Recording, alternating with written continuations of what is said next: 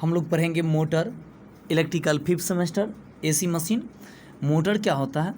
तो मोटर जो है ना एक इलेक्ट्रिकल डिवाइस होता है जो इलेक्ट्रिकल एनर्जी को मैकेनिकल एनर्जी में कन्वर्ट करता है। मतलब इनपुट के रूप में इलेक्ट्रिकल एनर्जी लेता है और आउटपुट के रूप में मैकेनिकल एनर्जी देता है। मैकेनिकल एनर्जी का मतलब होता है रोटेशन, यानी घूमना। जब कोई ऑब्जेक्ट घूमता है तो उसको बोलते हैं मैकेनिकल एनर्जी, वो मैकेनिकल पावर होता है। तो हम बोल सकते हैं मोटर का definition, the electrical device which convert electrical energy into mechanical energy is called motor। मतलब जो डिवाइस इलेक्ट्रिकल एनर्जी को मैकेनिकल एनर्जी में कन्वर्ट करता है उसको मोटर कहते हैं।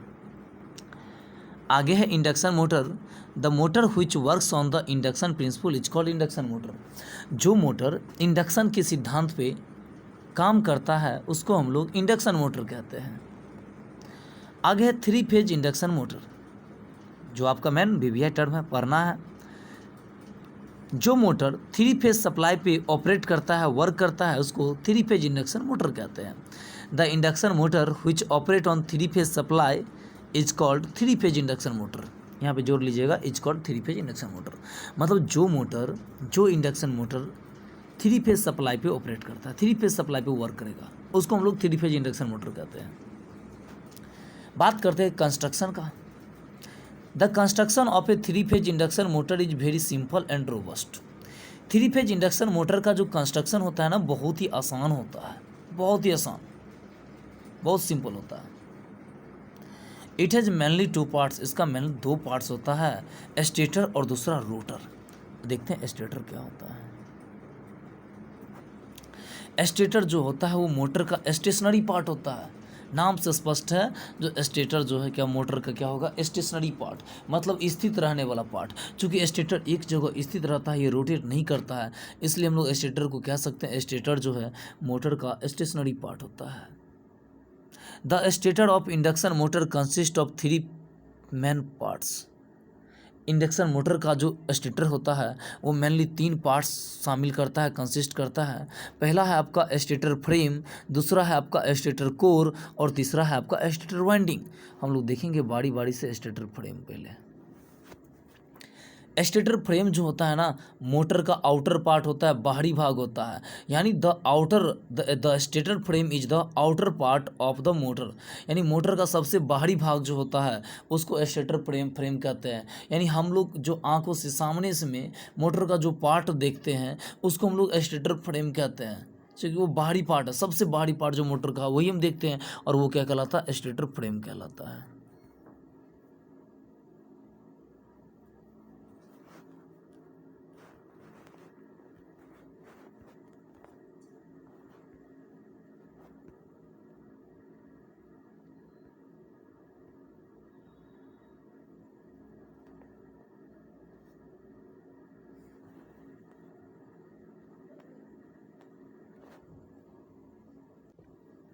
The function of a stator frame is to provide support to the stator core and stator winding। Stator frame का जो मेन फंक्शन होता है वो स्टेटर कोर और स्टेटर वाइंडिंग को सपोर्ट प्रोवाइड करना होता है। ठीक है, स्टेटर फ्रेम जो होता है बाहरी पार्ट, उसका मेन काम जो है वो स्टेटर कोर और स्टेटर वाइंडिंग को सपोर्ट प्रोवाइड करना होता है। It provides mechanical strength to the inner part of the motor. ये मोटर के इनर पार्ट को, मोटर का जो आंतरिक पार्ट है उसको मैकेनिकल स्ट्रेंथ प्रोवाइड करता है। The frame has fins on the outer surface for heat dissipation and cooling of the motor. Frame जो होता है, फ्रेम के ऊपर पे देखिएगा फिन्स होता है। फिन्स मतलब होता है पतला पतला छल्ला वाला भाग जो होता है, ताकि उसका एरिया बढ़ जाए, इसलिए उसमें फिन्स होता है।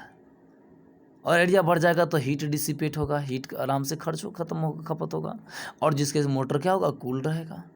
यानी हीट को डिसिपेट करने के लिए, ताकि मोटर कूल रहे, इसलिए फ्रेम में जो फिन्स होता है, पतला पतला छल्ला छल्ला भाग देखिएगा ऊपर में रहेगा। Frame is made up of cast iron steel, aluminium alloys और स्टेनलेस स्टील। जो फ्रेम जो होता है वो कास्ट आयरन स्टील या एल्युमिनियम एलॉयज या स्टेनलेस स्टील का बना हुआ होता है। स्टेटर कोर के बारे में देखते हैं हम लोग अब। स्टेटर कोर क्या होता है? स्टेटर कोर का जो मेन फंक्शन होता है ना, वो मैग्नेटिक फ्लक्स को कैरी करना होता है, जो हिस्टेरेसिस लॉस और ईडी करंट लॉस उत्पन्न करता है। फ्लक्स, ईडी करंट लॉस और हिस्टेरेसिस लॉस जो होता है वो मैग्नेटिक फ्लक्स के कारण से ही उत्पन्न होता है, और उस मैग्नेटिक फ्लक्स को कैरी करना स्टेटर कोर का मेन फंक्शन होता है, मेन काम होता है। To minimise these losses the core is laminated by high grade steel stamping.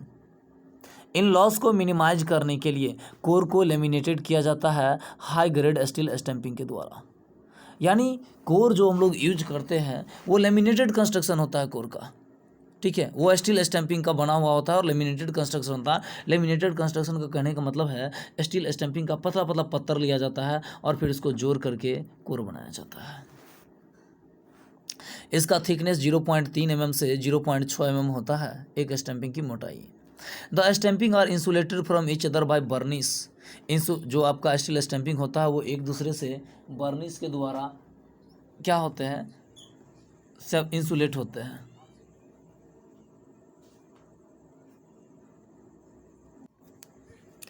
All stampings stamps together in the shape of the stator core and fixed it with the stator frame। जितना भी stamping होता है सभी को फिर क्या किया जाता है, स्टेटर के फॉर्म में, स्टेटर कोर का जो फॉर्म है, जो शेप है स्टेटर कोर का, उस शेप में लाया जाता है और उसको स्टेटर फ्रेम के साथ फिक्स्ड कर दिया जाता है। यानी सभी स्टैंपिंग को स्टेटर कोर के शेप में ढाला जाता है और फिर उसको स्टेटर फ्रेम के साथ फिक्स कर दिया जाता है। All inner layer of stator core has a number of slots. Stator core का जो आंतरिक पार्ट है उस पर बहुत सा खांच बना हुआ होता है ताकि उसमें 3 फेज वाइंडिंग स्थापित किया जा सके। अब देखते हैं हम लोग स्टेटर वाइंडिंग क्या होता है। स्टेटर वाइंडिंग जो होता है वो स्टेटर स्लॉट्स के, स्टेटर कोर के अंदर जो स्लॉट्स अवेलेबल होते हैं उसमें वाइंडिंग किया जाता है। The stator winding is placed inside the stator slots available inside the stator core. The stator winding is placed inside the stator slot. Stator slot के अंदर में स्टेटर वाइंडिंग स्थापित किया जाता है और ये स्टेटर स्लॉट जो होता है स्टेटर कोर के अंदर होता है। 3 phase winding is placed as a stator winding. Stator winding के रूप में यहाँ पे 3 फेज वाला वाइंडिंग किया जाता है और स्टेटर वाइंडिंग को 3 फेज वाइंडिंग को 3 फेज सप्लाई दिया जाता है। 3 phase supply is given to the 3 phase winding. The number of poles of a motor depend on the speed of the motor. ठीक है, किसी भी 3 फेज इंडक्शन मोटर में जो पोल की संख्या होता है वो मोटर के स्पीड पे डिपेंड करता है। एक फॉर्मूला होता है NS equal to 120 F/P। NS को हम लोग बोलते हैं सिंक्रोनस स्पीड। सिंक्रोनस स्पीड जो होता है ना, स्टेटर का मैग्नेटिक फ्लक्स जिस स्पीड से रोटेट करता है उस स्पीड को हम लोग सिंक्रोनस स्पीड कहते हैं।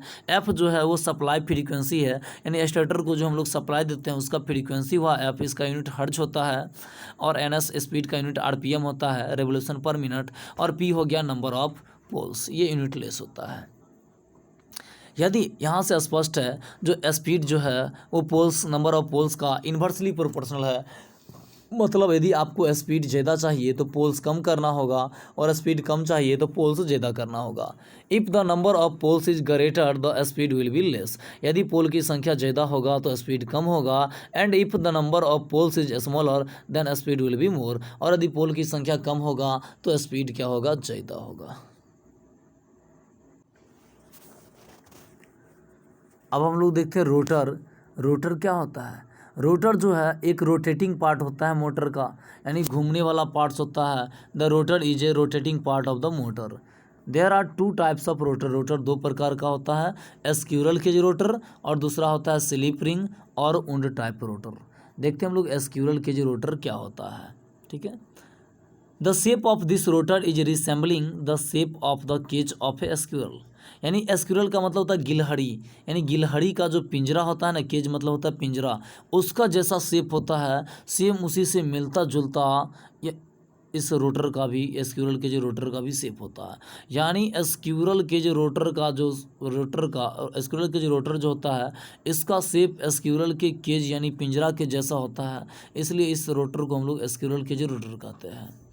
Therefore this rotor is called squirrel cage rotor. इसलिए इस रोटर को स्क्यूरल केज रोटर कहते हैं क्योंकि इस तरह के रोटर का जो शेप होता है वो स्क्यूरल के यानी गिलहरी के पिंजरा के जैसा होता है।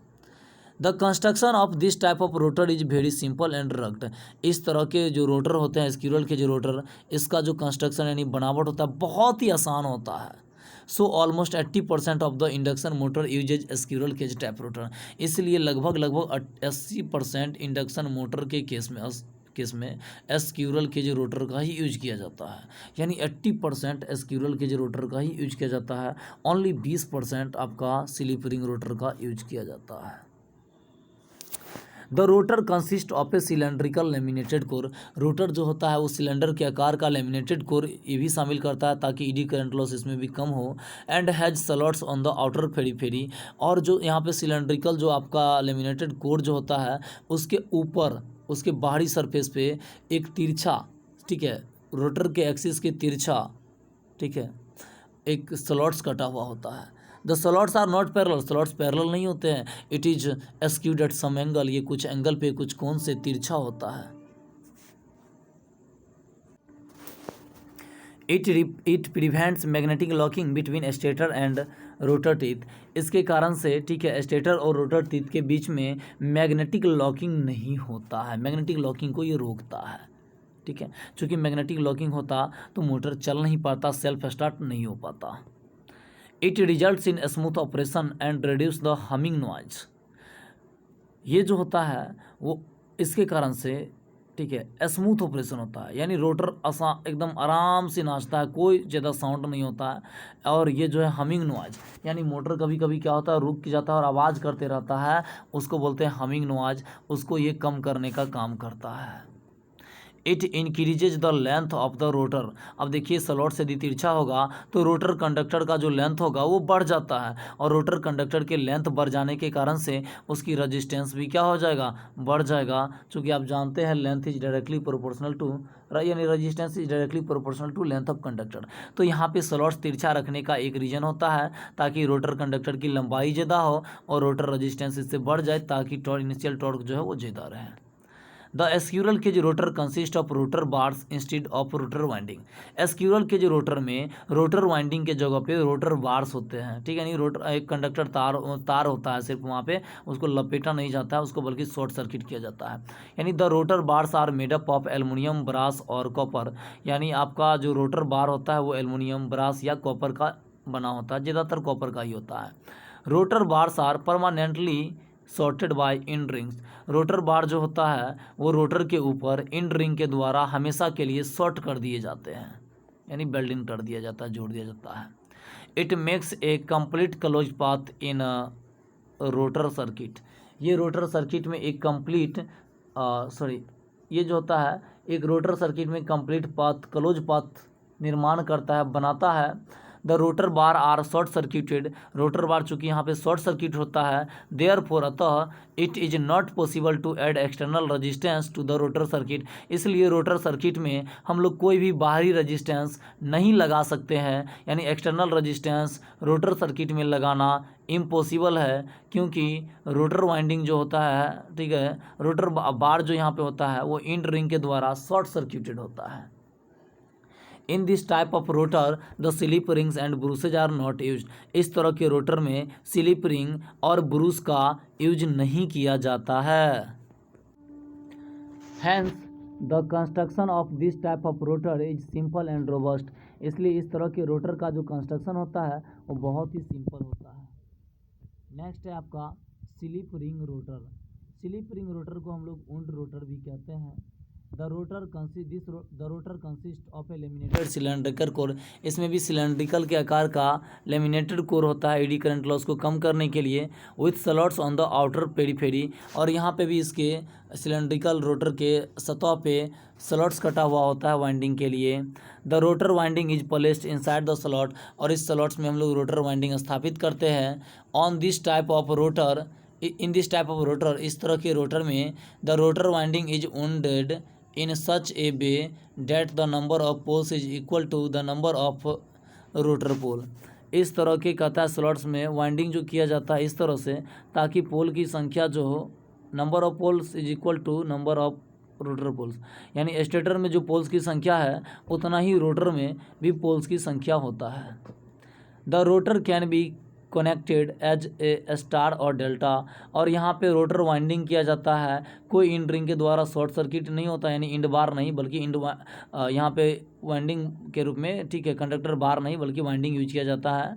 और यहाँ पे जो वाइंडिंग होता है वो स्टार या डेल्टा में कनेक्टेड होता है, स्टार या डेल्टा दोनों में कनेक्ट हो सकता है,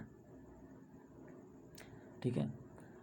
end terminal of rotor winding are connected to the slip ring, end terminal जो होता है रोटर वाइंडिंग का वो स्लिप रिंग के द्वारा कनेक्ट होता है। This rotor is called slip ring rotor, इसलिए तो इस रोटर को हम लोग स्लिप रिंग भी कहते हैं, क्योंकि यहाँ पे इन टर्मिनल को जोड़ने के लिए स्लिप रिंग का यूज किया जाता है। So the speed and torque of the motor can be easily control, इसलिए इस तरह की मोटर का स्पीड और टॉर्क को आसानी से कंट्रोल किया जा सकता है। चूँकि इस तरह के रोटर में चूँकि स्लिप रिंग लगा हुआ है तो एक्सटर्नल रेजिस्टेंस ऐड किया जा सकता है।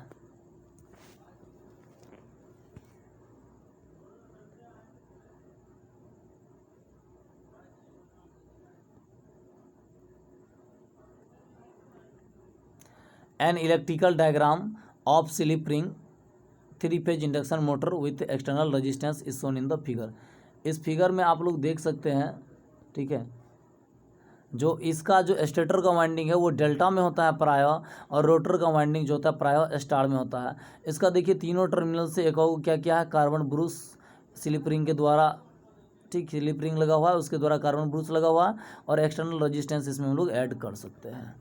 The external resistance is used only for the starting purpose, external resistance का यूज सिर्फ स्टार्टिंग पर्पस के लिए किया जाता है, ताकि एक्सटर्नल रेजिस्टेंस लगा रहेगा तो करंट का वैल्यू कम रहेगा और वाइंडिंग बर्न नहीं करेगा, जलेगा नहीं।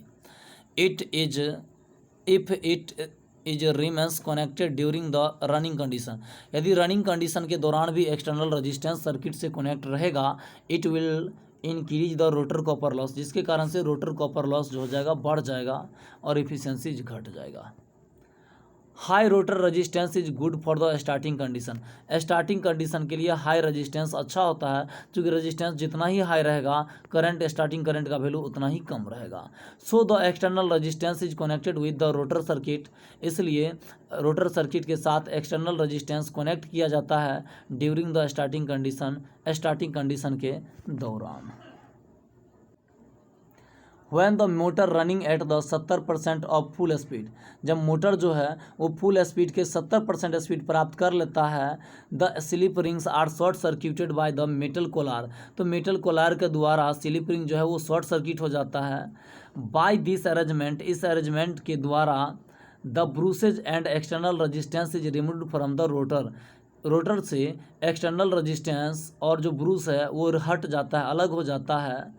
This reduces the copper loss in the rotor, ये रोटर में कॉपर लॉस को कम करता है। Construction of this type of rotor is complicated as compare to squirrel cage rotor, slip ring rotor का जो कंस्ट्रक्शन होता है वो स्क्विरल केज रोटर के कंपेयर में बहुत ही कॉम्प्लिकेटेड होता है, जटिल होता है। Due to the presence of brushes and slip ring, brush और स्लिप रिंग की उपस्थिति के कारण इसका कंस्ट्रक्शन कॉम्प्लेक्स होता है। इस कंस्ट्रक्शन यदि कॉम्प्लेक्स है, इसलिए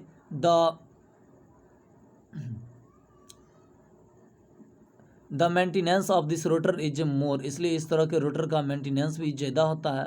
so this rotor only used when variable speed control and starting torque का रिक्वायर्ड, यानी जहाँ पे भी वेरिएबल स्पीड और टॉर्क का ज़रूरत पड़ता है वहाँ पे हम लोग, ठीक है, स्लिप रिंग इंडक्शन मोटर का, स्लिप रिंग रोटर का या उन रोटर का यूज करते हैं 3-फेज इंडक्शन मोटर में।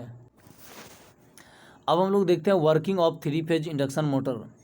देखिए वर्किंग क्या होता है, कहता है when three phase supply is given to the stator winding, जब स्टेटर वाइंडिंग को हम लोग 3-फेज सप्लाई देते हैं तो क्या होगा, a rotating magnetic field is produced in the air gap between stator and rotor, तो स्टेटर और रोटर के बीच में एक मैग्नेटिक फील्ड उत्पन्न होता है। यानी जब आप स्टेटर वाइंडिंग को 3-फेज सप्लाई देते हो तो 3-फेज वाइंडिंग के चारों ओर यानी स्टेटर और रोटर के एयर गैप के बीच में एक मैग्नेटिक फील्ड उत्पन्न होता है, और 3-फेज होने के कारण से ये magnetic field rotating magnetic field उत्पन्न होता है।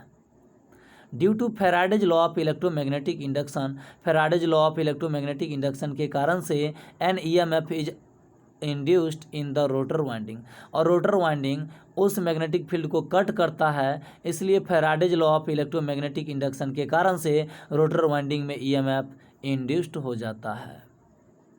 The rotor winding of the circuit of rotor winding is closed, यदि रोटर वाइंडिंग का सर्किट यदि क्लोज्ड हो तो उससे होकर के एक करंट भी फ्लो करता है। कहता वी नो डैट, हम लोग जानते हैं, when A current carrying conductor is placed in the magnetic field, जब किसी करंट कैरिंग कंडक्टर को मैग्नेटिक फील्ड में रखा जाता है तो उस पर एक टॉर्क लगता है, कंडक्टर जो है वो एक टॉर्क का अनुभव करता है या कंडक्टर पे एक टॉर्क लगता है। रोटर वाइंडिंग जो है यहाँ पे ईएमएफ इंड्यूस्ड हो गया रोटर वाइंडिंग में, तो रोटर वाइंडिंग क्या करता है, करंट कैरिंग कंडक्टर की भांति काम करता है, और यहाँ पे स्टेटर का तो मैग्नेटिक फील्ड है ही, तो रोटर वाइंडिंग क्या होता है, एक टॉर्क फील करता है, यानी रोटर वाइंडिंग में एक टॉर्क उत्पन्न होता है इसके कारण से, और रोटर जो है नाचना स्टार्ट कर देता है।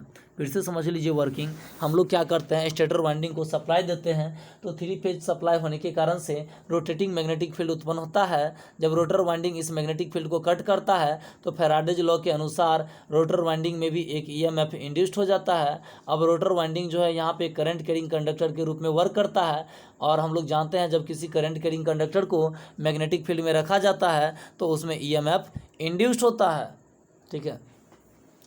और यहाँ पे उसमें वो एक टॉर्क फील करता है, जब करंट कैरिंग कंडक्टर को मैग्नेटिक फील्ड में रखते हैं तो वो एक टॉर्क फील करता है, और रोटर वाइंडिंग भी यहाँ पे एक टॉर्क फील करता है, और रोटर जो है रोटेट करना स्टार्ट कर देता है।